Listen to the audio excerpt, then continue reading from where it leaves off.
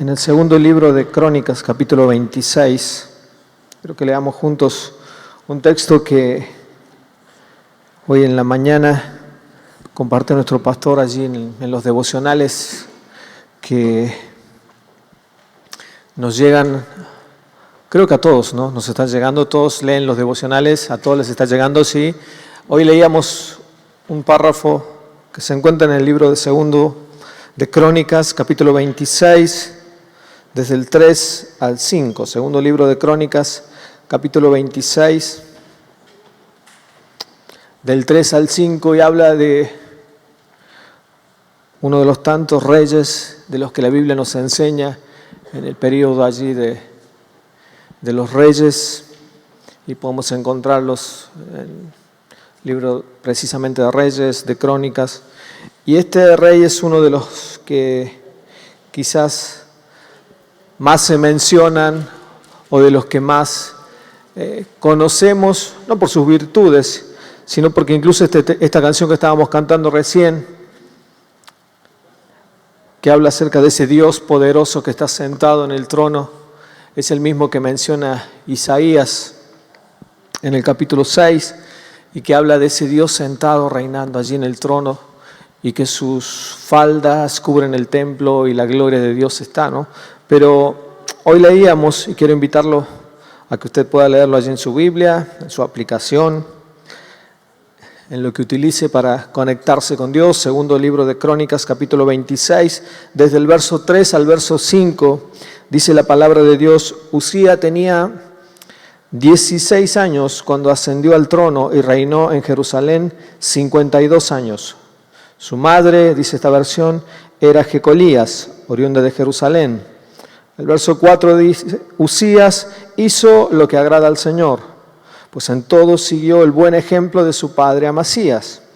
Y mientras vivió Zacarías, quien lo instruyó en el temor de Dios, se empeñó en buscar al Señor. Mientras Uzías buscó a Dios, dice esta palabra, Dios le dio prosperidad. Y uno, si se queda con esos versículos, pareciera que la historia de Uzías es la historia del gobernante que todos quisiéramos tener, el hombre que caminó bajo la atenta mirada de Dios. Pero sin embargo, si ustedes después pueden ver un poco más el texto, cuando llegan al verso 16 de ese mismo capítulo, vemos a un Uzías que termina como nadie quisiera que termine. El texto 16 dice: sin embargo, cuando aumentó su poder, después de que fue muy prosperado, Uzías se volvió, dice esta versión, arrogante, lo cual lo llevó a la desgracia. Y si terminan de leer el capítulo ese mismo, dice que en un momento entró en el templo y terminó muerto con lepra. Es decir, ese hombre que unos versículos antes del mismo capítulo lo vemos allí haciendo todo lo que Dios le dice, termina de la peor manera. Entonces uno se pone a pensar, ¿será que no se dio cuenta de que cuando Dios le estaba entregando absolutamente todo, le estaba marcando un camino excelente para andar? Sin embargo, él decidió hacer lo que él quería y se vuelve totalmente arrogante.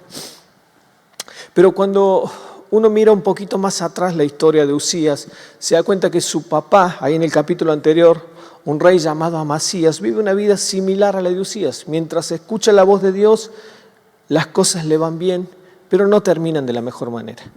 Y aunque pareciera una obviedad, muchas veces nos acostumbramos a vivir una vida de fe, que cuando todo va viento en popa, Dios es nuestro Señor, y en algún momento de la historia nos descuidamos y empezamos a sufrir las consecuencias. Y aunque marcamos diferencias con lo que le pasa a otro y lo miramos de una manera diferente, muchas veces hay un paralelo entre lo que le ocurre a estos reyes y cómo terminan cada uno de ellos, y las decisiones que tomamos cada uno de nosotros, y desgraciadamente cómo muchos terminan al no darse cuenta de que Dios tiene que ser el primero. Y hace rato que venimos como iglesia trabajando esta palabra. Creo que en los grupos de crecimiento también las venimos trabajando. Dios tiene que ser el primero en todo, en absolutamente todo. Y aunque parezca recurrente, insistente, cuando entendamos de que Dios es el primero en todo, creo que nos vamos a evitar varios dolores de cabeza. ¿Cuántos dicen amén? ¿O cuántos han tenido algún dolor de cabeza precisamente por no poner a Dios primero? ¿Sí? Creo que a todos nos ha pasado. Y después, cuando nos acordamos que Dios debería haber sido el primero, decimos, ¿por qué no lo puse primero? ¿No? Y saben que a veces utilizamos algunas excusas como para que Dios no sea el primero. Fíjense que este muchacho llamado Uzías asume su reinado con 16 años, un adolescente, ¿no? Imagínense si en nuestros tiempos alguien con 16 años asumiera semejante responsabilidad, todo lo que tendríamos para decir, todo lo que se nos ocurriría. De hecho, hay una candidata por ahí a diputada que tiene más o menos un par de años más que ella, pero que estoy seguro que es totalmente diferente a este rey Uzías. Pero dice la Biblia que Uzías estuvo al lado de un hombre de Dios llamado, si prestó atención en el texto, se lo menciona, Zacarías, ¿no? Un hombre de Dios llamado Zacarías, sí está ahí, no fue así, algo brillante, está en el texto, si lo leyó. Dice que estuvo al lado de un hombre de Dios llamado Zacarías, que fue, según el texto, en la palabra de Dios, allí en el versículo 5, dice que mientras vivió Zacarías, este fue quien lo instruyó para buscar a Dios y las cosas fueron bien. Ahora, qué interesante que es que Dios siempre pone a alguien a nuestro lado para ayudarnos a caminar conforme a lo que Dios estableció. ¿Cuántos pueden levantar su mano y decir, Dios puso a alguien a mi lado para que las cosas me fueran bien?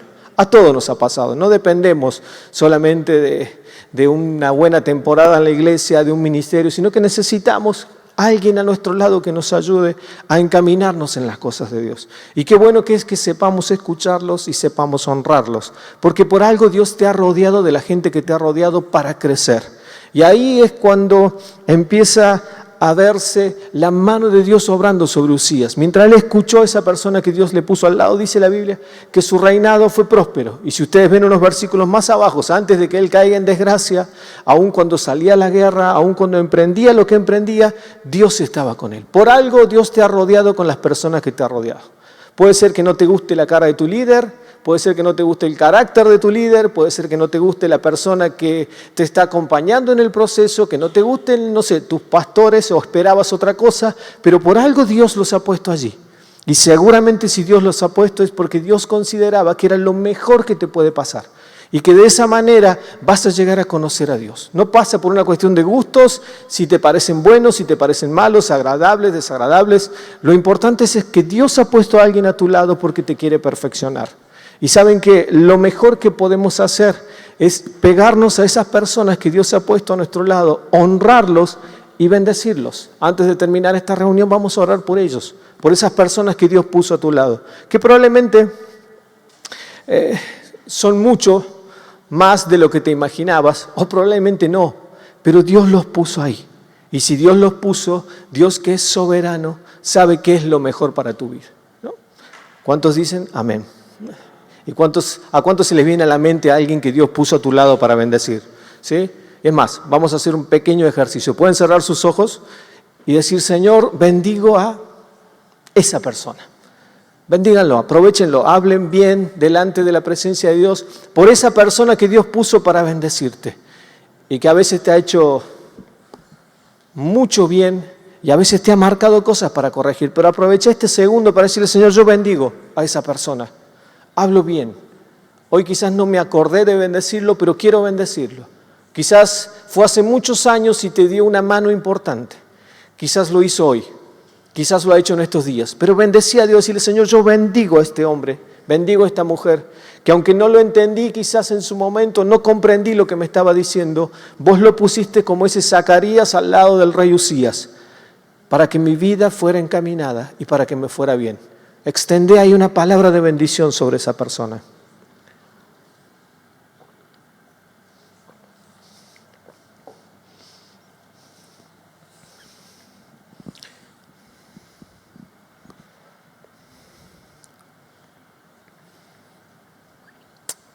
Gracias, Señor. Dice la Biblia que este muchacho llamado Uzías era hijo de un tal rey Amasías. Y en una época en la que se habla mucho del legado, de próximas generaciones, de lo que viene, de dejar una buena herencia para lo que viene, es interesante que entendamos de que al margen de todo lo que Dios nos vaya a dar en el futuro, necesitamos sentar las bases y el precedente para lo que viene. Ustedes y yo somos responsables delante de Dios de la generación en la que nos toca vivir. Estos hombres y mujeres que nos rodean en nuestros tiempos, y vieron que hay gente que dice, bueno, que antes las cosas eran mejores, hoy está todo descontrolado, antes había respeto, antes había todo lo demás. Bueno, a ustedes y a mí nos tocó vivir en esta generación.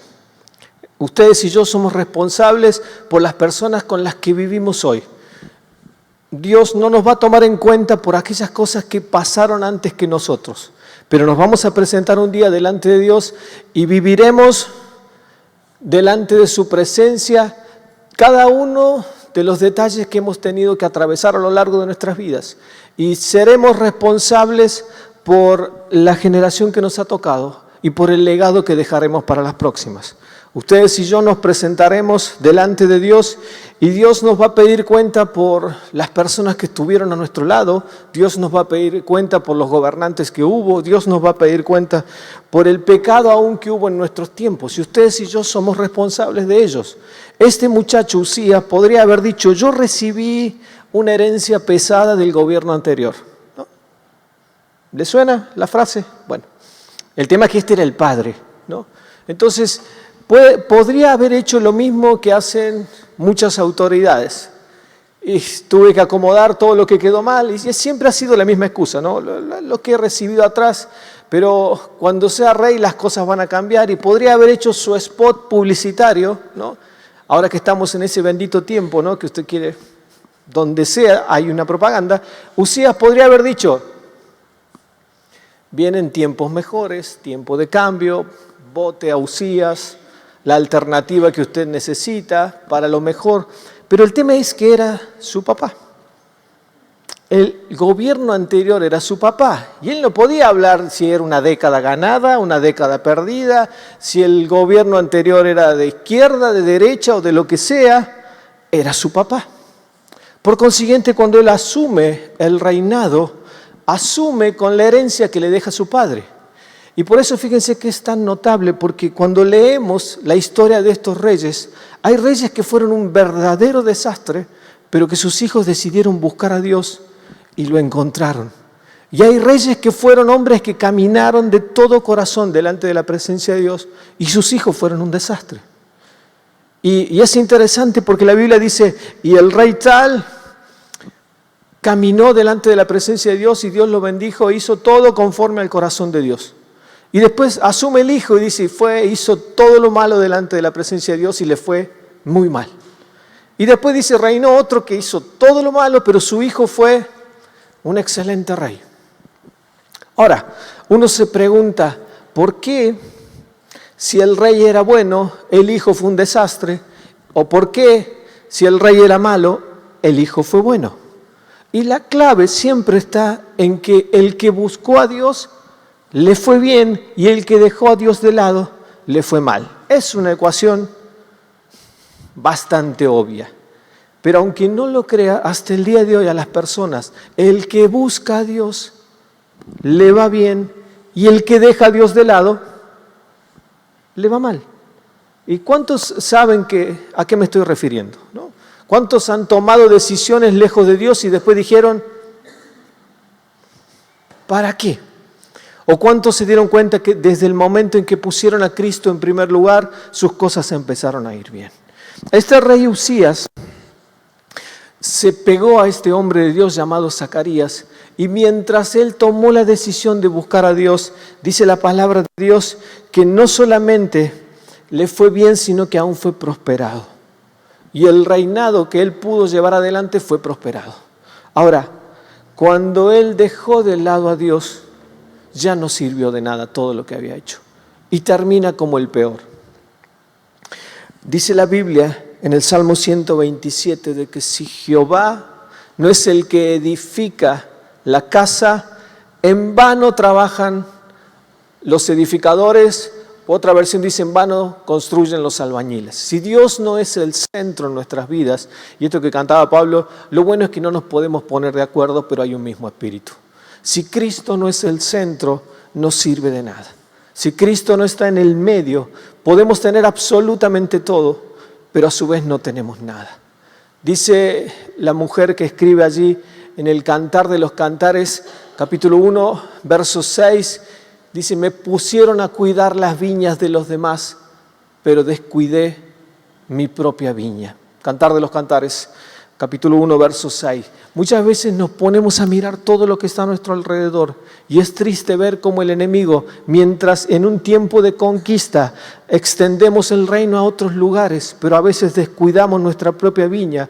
Y hoy vemos a familias enteras que atraviesan situaciones en las que tienen la mitad de sus hijos afuera, la mitad de sus hijos adentro, sus padres, sus esposos no pueden llegar a encontrarse con Dios y ellos hacen todo el esfuerzo y predican y ganan, sin embargo les cuesta en su propia viña mantener eso que Dios les ha puesto. Y como le pasó a Uzías y como le pasó a Amasías y a tantos reyes, fueron prosperados, pero el legado que dejaron fue sumamente doloroso. Y les termina pasando como este relato. Cuidan todas las viñas ajenas, pero terminan con el dolor de no saber que lo que tenían adentro no lo pudieron cuidar. Y estoy seguro que más de uno trataría de ver que el resultado sea a la inversa. Más de uno preferiría perder todo lo que ha perdido, pero ganar su propia viña. Y esto que le pasó a Uzías y lo que le pasó al rey Amasías, muchos de ellos, estos dos reyes, dice la Biblia que ellos salían a la guerra y conquistaban y avanzaban y tomaban decisiones difíciles como las que toma Amasías. Después léalo en el capítulo anterior. Y Dios estaba con ellos. Pero de pronto se encuentran de que sus propias vidas terminan totalmente alejadas de Dios. Y Dios nos guarde y Dios nos libre de creer que podemos salir a hacer todo lo que queremos afuera y descuidar lo que tenemos adentro. Porque el mayor legado en tiempos de palabra de legado, o la mayor herencia en tiempos de palabra de herencia, o la mayor conquista que podemos llegar a tener es que Cristo sea el centro de nuestras vidas. Y yo no sé, creo que Dios le puso esa frase en el corazón de Pablo, pero si el centro de nuestra casa no es Jesús, en vano trabajamos en tratar de mantenerla, en vano tratamos de sostenerla. Y es triste porque, como le pasó a este rey, podemos llegar a tener todo el bienestar que queramos. Hay gente que se enfoca en poder tener una buena carrera, un buen ingreso, recursos, trabajos y todo lo demás, pero de pronto Cristo sale de escena. Y aún teniendo todo, no tienen nada. No quiero que levanten la mano, pero ¿cuántos conocen casos como estos? Que de pronto tienen absolutamente todo, pero no tienen nada. Dice la Biblia que si este rey hubiera permanecido a la par de ese hombre de Dios que lo encaminó a lo bueno, seguramente el final de Uzías hubiera sido diferente. El texto de Isaías capítulo 6, versículo 1 comienza diciendo una frase que aunque está en otro libro y está mucho más adelante de las páginas que ustedes tienen en su Biblia, está hablando del mismo momento y es un contemporáneo. Dice la Biblia en Isaías capítulo 6 que en el año en el que murió el rey Uzías, dice Isaías, vi yo al Señor sentado sobre un trono. Y ahí habla de una revelación tremenda. Dice que ahí sus faldas cubrían el templo y veía a los serafines y a los querubines y que algunos volaban sobre el lugar. Y ve una revelación tremenda.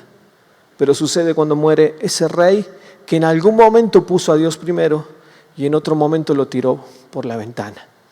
Yo quiero que en esta noche terminemos orando puntualmente. ¿Sí? Gracias, porque se lo pasé a última hora y gracias, Mili. Así va a salir en el video. Voy a decir gracias, Mili, para que salga en el video. Pero quiero que terminemos orando como lo hacemos como congregación. Ustedes saben que este es un espacio en el que la prioridad es tomarnos un tiempo para bendecir. Venimos a orar, pero venimos a buscar el rostro de Dios en oración. Y quiero que hagamos como terminamos cada miércoles, juntándonos entre 4, entre 5, y podamos llevar esto en oración delante de la presencia de Dios. En primer lugar, orar por las personas que Dios puso a nuestro alrededor para bendecirnos. Vieron que recién ustedes hablaban ahí y oraron por Dios. Bueno, ahora quiero que cuando nos juntemos podamos bendecir. Nos vamos a juntar de 4, de 5, más de eso no. Pero aún en ese grupo en el que estemos podamos decir, quiero que honremos y podamos bendecir a fulano. Ahí, donde estén, quiero que lo bendigamos. Que nos tomemos un tiempo para bendecirlo. Por esas personas que Dios puso para bendecirnos y que muchas veces no valoramos o no nos tomamos el tiempo para orar por ellos. Quizás usted lo hace, quizás no, pero en esta hora quiero que lo hagamos juntos y lo hagamos como iglesia. Luego vamos a orar también por esas personas más cercanas que Dios colocó en nuestras vidas y que todavía no llegaron a conocer del amor de Cristo. Todos tenemos gente a nuestro alrededor que quisiéramos que estuviesen a los pies de Cristo. Algunos quizás nos llevamos muy bien, con otros quizás tenemos diferencias, pero necesitamos que esas personas conozcan a Dios. Son nuestra responsabilidad. Luego vamos a orar por aquellos que un día estuvieron a nuestro lado. Quizás en alguna congregación en la que estuvimos, quizás aquí, quizás sirviendo a Dios juntos en algún otro campo, pero que hoy lamentablemente no están. Por diversos motivos están quedados, alejados, o simplemente ya no quieren acercarse a Dios. Y vamos a tomarnos un tiempo para orar por ellos. Y finalmente vamos a orar para que nuestro legado para las próximas generaciones sea algo eterno. No importa si podemos dejarle mucho o poco a nuestros hijos, pero si podemos dejarle un legado eterno de Dios, será lo mejor que podamos dejarle a cada uno de ellos. Y a su vez, que la herencia espiritual que ellos reciban también les permita vivir en bendición. ¿Sí? Yo quiero orar y luego nos vamos a tomar un tiempo para juntarnos y que nadie se quede afuera y podamos orar todos. ¿Sí? Le invito a ponerse de pie, por favor. Señor, gracias porque vos sos un Dios eterno, un Dios sobrenatural, un Dios que nunca cambia y que cada día anhela tener un encuentro con nuestras vidas. Sos un Dios que a pesar de que una y otra vez te fallamos, un Dios que conoce nuestras imperfecciones, nuestros fracasos, nuestras idas y venidas, el Dios que conoce absolutamente todo de cada uno de nosotros.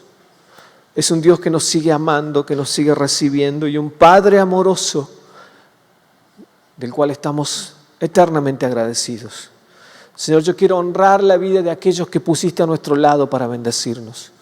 Nos acordamos de ellos y aunque yo sé que mis hermanos van a orar puntualmente por cada uno, Señor, yo quiero bendecir la vida de esos hombres, de esas mujeres, de esos gigantes en la fe que pelearon a favor de nuestras vidas y que desde el anonimato seguramente no sean reconocidos aquí en la tierra, pero cada una de sus obras está escrita en tu libro, Señor. Y vos vas a ser un Dios fiel que vas a recompensar el amor que cada uno de ellos mostró hacia nuestras vidas. Quizás hace muchos años, quizás lo están haciendo ahora. Los bendecimos. Bendecimos sus vidas, sus familias. Bendecimos a nuestros pastores. Les honramos. Aquellos que sembraron sus vidas en esta congregación. Les bendecimos, les honramos. Gracias por ellos, Señor, porque han sembrado en nosotros indudablemente un legado eterno. Señor, queremos reconocerlos públicamente y bendecirles, aunque sabemos que no están aquí, pero les bendecimos, Señor. Gracias por ellos. Oramos, Dios mío, también por aquellas personas que vos pusiste cerca de nuestras vidas, parientes, familias, amigos, conocidos, que por uno u otro motivo están allí a nuestro lado, que podemos verle generalmente como parte de nuestro entorno y que todavía no te conocen. Señor, oramos por ellos. Oramos enviando palabra de salvación. Espíritu Santo, toca en este tiempo, convence de pecado. Oramos para que sus vidas sean cambiadas y oramos para ser usados para que ellos puedan llegar a conocerte. Y oramos por aquellos que hoy no vemos, que estuvieron a nuestro lado, que pelearon la buena batalla de la fe a nuestro lado y que hoy no están. Señor, te pedimos perdón si producto de nuestras vidas, de nuestro vivir, de nuestras palabras, de nuestros gestos, de nuestras reacciones. Perdón si como iglesia hemos sido los responsables de que muchos de ellos quizás no estén delante tuyo. Señor, oramos por ellos para que un día puedan volver a tus pies. Oramos, Señor, para que ninguna distancia los aleje de ti, Señor, y que ninguna circunstancia sea la excusa para que no puedan volver como volvió aquel hijo pródigo y encontrarse con los brazos de amor del Padre. Y aún, Señor amado, oramos por lo que queda de cada una de nuestras vidas, Señor, para que podamos dejar un legado eterno en las próximas generaciones. Oramos para que ellos puedan avanzar y conquistar territorio para el reino. Oramos para que el Evangelio crezca y corra. Oramos para que cada persona, Señor, de esta ciudad, de esta provincia, de este país, un día pueda llegar a reconocer el señorío de Cristo y aún puedan doblar sus rodillas delante de tu presencia, Señor. Que nuestros ojos puedan ver una herencia maravillosa sobre la vida de nuestros hijos, sobre nuestros nietos, sobre nuestros bisnietos y sobre aquellos que han de heredar las bendiciones que vos tenés preparadas para ellos. En el nombre de Jesús oramos, el nombre que es sobre todo nombre, el nombre de Jesucristo. Amén.